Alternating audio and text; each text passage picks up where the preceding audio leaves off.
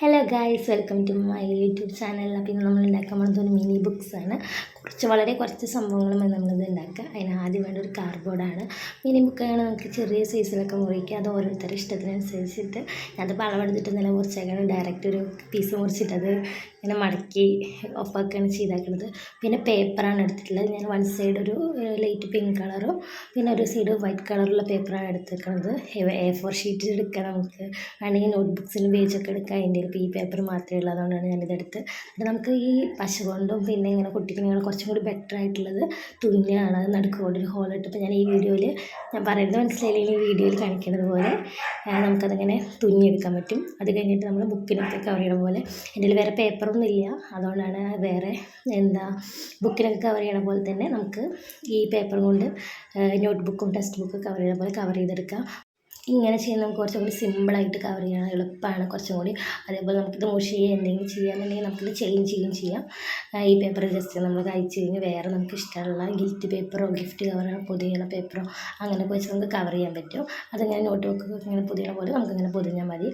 അത് കഴിഞ്ഞിട്ടെന്ന് പറഞ്ഞു കഴിഞ്ഞാൽ നമുക്കിത് ഒട്ടിക്കാൻ വേണമെങ്കിൽ ഗമ്മ് യൂസ് ചെയ്ത് ഒട്ടിക്കാം. ഗമ്മിനെ കണ്ട് കുറച്ചും കൂടി, പിന്നെ എൻ്റെ ഗമ്മില്ല, ഇങ്ങനെ കുറച്ചും കൂടി നല്ലത് ഡബിൾ ടാപ്പ് വെച്ച് ഒട്ടിക്കുന്നതാണ്. ഇപ്പോൾ ഈ വീഡിയോയിൽ കാണുന്ന പോലെ നമുക്ക് ഡബിൾ ടാപ്പ് ഒട്ടിച്ചിട്ട് നമുക്കതങ്ങനെ സ്റ്റിക്ക് ചെയ്ത് നിർത്താം. ഇതാകുമ്പോൾ നമുക്ക് കവറൊക്കെ പെട്ടെന്ന് മാറ്റുന്നതാണെങ്കിൽ ഊരി എടുക്കാൻ കുറച്ചും കൂടി സിമ്പിളായിരിക്കും. പശയൊക്കെ ആണെങ്കിൽ ആ ചട്ടയിലൊക്കെ ഒട്ടിയിട്ട് അതൊക്കെ ഇതാകുമ്പോൾ കുറച്ച് ബുദ്ധിമുട്ടായിരിക്കും.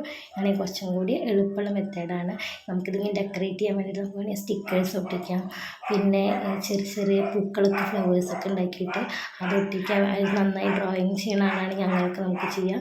ഇതിപ്പോൾ എനിക്ക് അങ്ങനെയൊന്നും അറിയാത്തതുകൊണ്ട് പിന്നെ കുറച്ചുകൂടി സിമ്പിളായിട്ട് സ്റ്റിക്കേഴ്സൊന്നും പിന്നെ എൻ്റെ ഇല്ല. അപ്പോൾ നമുക്ക് കുറച്ചും കൂടി സിമ്പിളായിട്ട് വേണമെന്നുണ്ടെങ്കിൽ ഞാൻ 2 ദിവസം മുന്നുള്ള വീഡിയോയിൽ ഇട്ടുണ്ടായിരുന്ന മറ്റേ ഫ്ലവർ പോട്ടിന് ഫ്ലവർ യൂസ് ചെയ്തില്ലേ, അതേപോലത്തെ ആ മെറ്റീരിയൽ കൊണ്ട് ഇതളിൻ്റെ ഷേപ്പിൽ കട്ട് ചെയ്തിട്ട് ഞാനൊരു പൂ പോലെ ഫ്രണ്ടിൽ ഒട്ടിച്ച് കൊടുക്കുകയാണ് ചെയ്യുന്നത്. നമുക്ക് ഈ വീഡിയോ കണ്ടു കഴിഞ്ഞാൽ മനസ്സിലാവും. എല്ലാം ഒന്നും ഒട്ടിക്കണമെന്ന് ആഗ്രഹമൊന്നും ഇല്ലാതെ കുഴപ്പമൊന്നുമില്ല. ഇങ്ങനെയാണ് നമുക്ക് നല്ല ക്യൂട്ടായിട്ടുണ്ട്.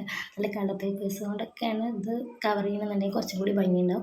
അങ്ങനെയാണ് നമുക്ക് അങ്ങനെ യൂസ് ചെയ്യാൻ കുഴപ്പമൊന്നുമില്ല. അതിൻ്റെ ഫ്രണ്ടിൽ നമുക്ക് വേണമെങ്കിൽ നമ്മുടെ യൂട്യൂബ് ചാനലിൻ്റെ പേരായ ഓൾ ഇൻ മൈ ലൈഫ് എന്നോ അല്ലെങ്കിൽ നമുക്ക് ഇഷ്ടപ്പെട്ട എന്തെങ്കിലും തോട്ട്സോ അങ്ങനെ എന്തെങ്കിലുമൊക്കെ എഴുതി വെച്ചിട്ട് നമുക്ക് വേണമെങ്കിൽ യൂസ് ചെയ്യാം. നമ്മുടെ ഇഷ്ടമനുസരിച്ച് നമുക്ക് എങ്ങനെ വേണമെങ്കിൽ ഡെക്കറേറ്റ് ചെയ്യാം. കുറച്ചുകൂടി ഇത് എൻ്റെ സാധനങ്ങൾ ചെയ്യാൻ പറ്റുകൊണ്ടാണ് ഞാനിങ്ങനെ ചെയ്തത്.